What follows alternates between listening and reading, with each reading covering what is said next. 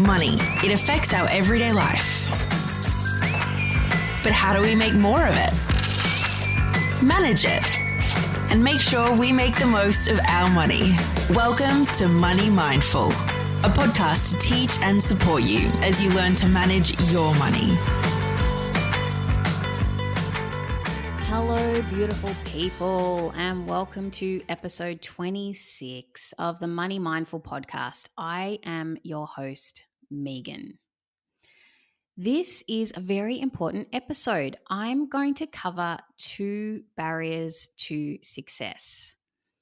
We're going to talk about that mistakes happen, and here's how to deal with it. All right, anything that you are doing in life that you want to move forward with, mistakes are going to happen, whether it's to do with what you want to create financially or something to do with your career, your relationships, anything. Truly, when you're really putting yourself out there, you need to be prepared for mistakes. Let's start with the first barrier to success. There's 2 I'm going to discuss today. The first one is perfectionism. And this episode is for all my perfectionist soulmates out there. I may have struggled a lot with perfectionism in my past, allegedly.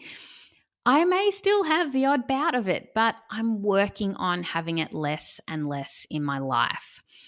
I feel like this is an area I have some expertise in. Also, as a teacher, sadly, I see too many kids already affected by perfectionism at a really young age. Hence why this is such an important topic to be aware of.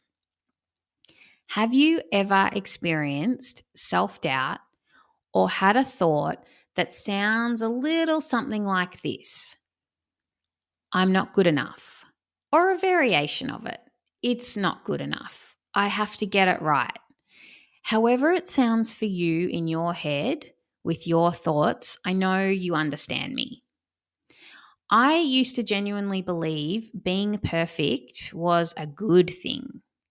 But I now know having to get it right, being a perfectionist is actually about being afraid to make mistakes or get it wrong.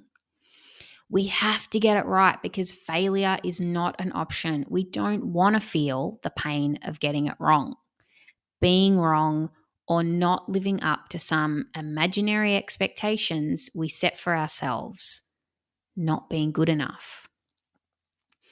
Being a perfectionist is dangerous territory for our self-esteem because I'm here to tell you, as a very experienced expert perfectionist, that the tragedy here is that we can never, ever, ever live up to our expectations. And we will constantly live under the shadow of I'm not good enough as we strive for this elusive perfect. Like, what is perfect anyway? Who decides it, and I'm doing little inverted commas in the air here, we, me, the task at hand is complete or is perfect anyway? You decide. You decide if you are good enough. You decide if the task is perfect. It's all in our heads. It's all our thoughts. I want you to really contemplate this.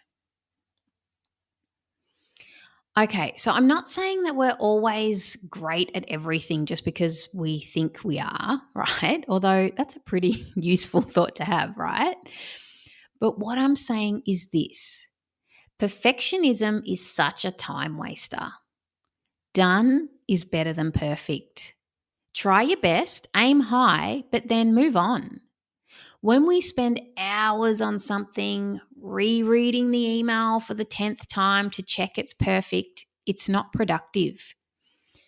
As a side note, my mother-in-law, who I like to think of as the editing queen, she always replies back to me with editing mistakes that I've made in my email newsletter. Do I want my weekly email to be free of mistakes? Of course I do. Absolutely. Do I want to spend 4 hours on an email? Of course not. In my mind, my email newsletter is perfect because it's complete and it's done. It's sent and it's in the inbox of my listeners, you who I adore, and I want to tell you all the things that will help you. And my idea of success is getting that email out every week on time with relevant information and helpful content for you. No one's going to die if there's a typo in my newsletter. And in fact, I'm pretty sure no one is going to unsubscribe to the newsletter because there's a typo.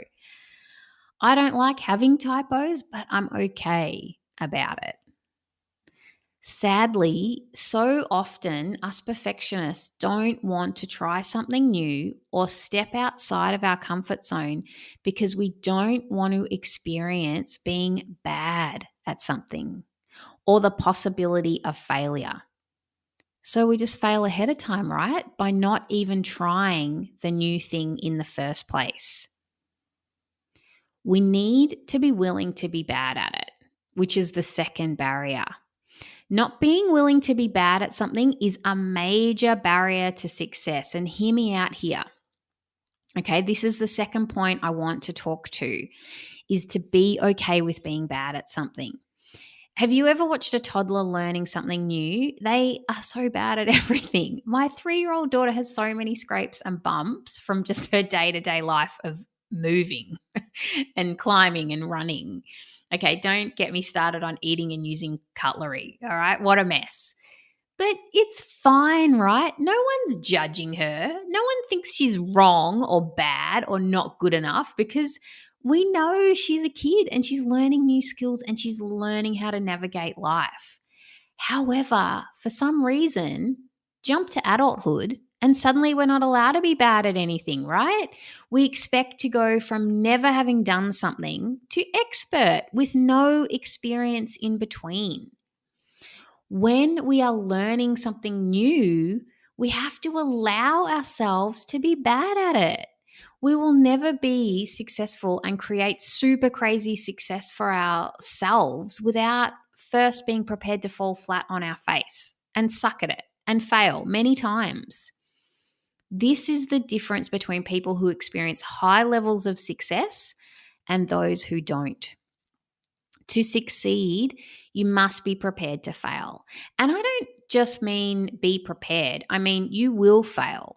Okay. It's inevitable. And this is the most exciting and beautiful part because it's these so called failures that make us stronger and wiser and ultimately prepare us for the success we're aiming for. Let me give you an example. Okay. Babies are bad at walking when they first try. It takes so many falls or fails until a baby can walk. Can you imagine if they just gave up? Right? But this is what we do as adults. Perfect example. We have the idea we want to invest in shares. We want to be an investor. So we go out and we buy shares in one company. This is probably one of the most high risk actions you can take as an investor, but you do it because you lack experience. Surprise, surprise, the share price plummets. You sell out at a loss and think, I'm no good at investing and I'm never going to do it again. But what if that wasn't the case? What if you went into making that first trade with the willingness to be bad at it? I want to offer you the option that when we expect to make mistakes and have failures along the way, it's possible that we can be okay about it and use failures as an essential part of the learning process. Take the shares example. What if instead of giving up, you use that as a learning experience, an opportunity to think, gee, maybe there's more to learn about investing. Maybe I need to do an investing course or read about what other successful investors do. This applies for everything in your life. Let yourself be bad at it in the beginning. Now, I know this can be really, really scary. And after 10 years in the teaching industry, I consider myself an experienced teacher. I know a thing or two about teaching. But man, oh man, you should have seen me in the very first lesson I did in front of my university instructor. I was a deer in the headlights. It was bad. I had no behavior management skills. I was still learning how to be engaging. There were kids running about everywhere. It was a disaster, a total fail, but that's okay. I got great feedback from my instructor, and on reflection, I could also identify where I could improve. But I had to go through that process of being bad at it. I was never going to be a great teacher without teaching lots of classes, many of which certainly didn't go to plan, many of which I felt nervous and out of my depth, and I made mistakes, but I did it anyway. And then I learned from them. And I was able to apply what I learned and do it better the next time. By the time this episode goes to air, I will have started my life coach certification training. I already know I'm an excellent coach. This is a new skill I'm adding to my repertoire, and I've only recently begun the training, but I am already saying that I'm an excellent coach. Why is this so? It's because I'm totally willing to be bad at it. I'm not planning on being a bad coach on purpose, but I understand there is a learning to walk phase, so to speak. Yeah, where I'm developing my coaching muscle, just like the babies who are developing the muscles in their legs when they're learning to walk. For sure, I'm going to have some falls along the way while I build that coaching muscle. This is why I'm a great coach, because even in my training, I'm already coaching you in the fundamental components of success. Failure. I'm for sure going to be failing hard over the next couple of months as I transition to setting myself up as a coach. I have moments of fear and doubt for sure, but for the most part, I just feel like bring it on. You know, I've learned that this is an essential part of success. Now, I must clarify, when I say failure and fails, I'm not planning to give up or to self-sabotage. This is not what I mean, okay? I don't mean that I'm not going to pass my certification because I don't show up for classes, right? Okay, or I don't do the required work. That's not what I'm talking about here.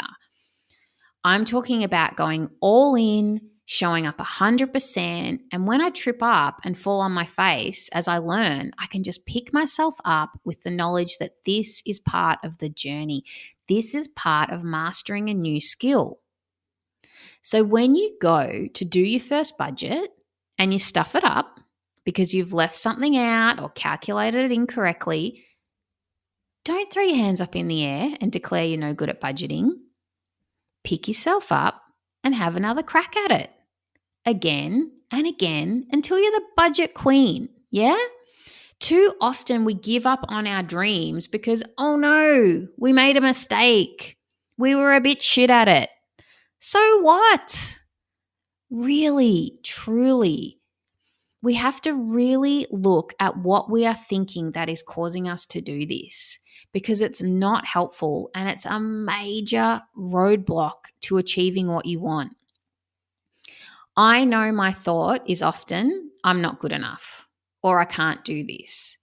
But I just want to offer, because I know for sure you have these thoughts too, that our brains have some crazy amount of thoughts per day. I've heard different numbers from between about 40,000 to 70,000 a day.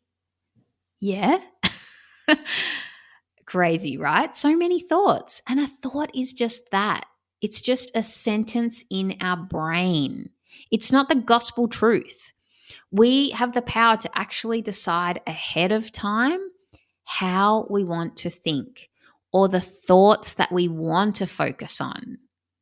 We could decide to focus on another thought like, I wonder why that didn't work. What do I need to change? Or, wow, I'm getting better at this.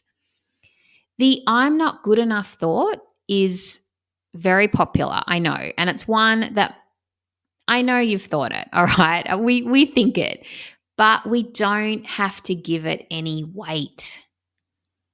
Okay, I want to end this by sharing a beautiful interaction I had with my daughter this morning on our walk to school. It's kind of uncanny that this happened the day that I'm recording this podcast. She loves to sing and make up rhymes. But this morning, she just started saying this little mantra.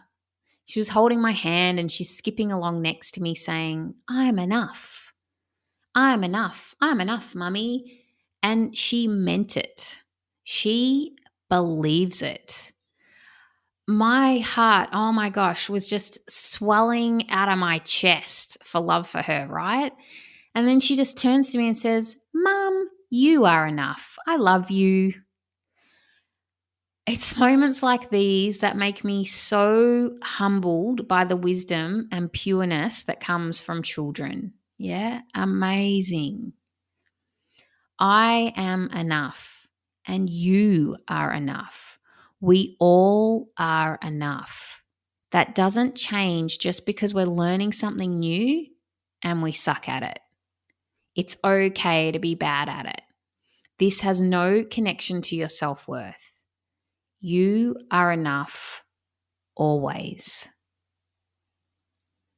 Until next time, have a beautiful week. Bye-bye. Thanks for listening to the Money Mindful podcast. For more info, visit moneymindful.com.au. For future episodes, be sure to subscribe. And remember, the information in this podcast is of a general nature only and does not take into account your personal circumstances or goals. Please seek professional advice for your own financial needs. Remember to have fun along the way.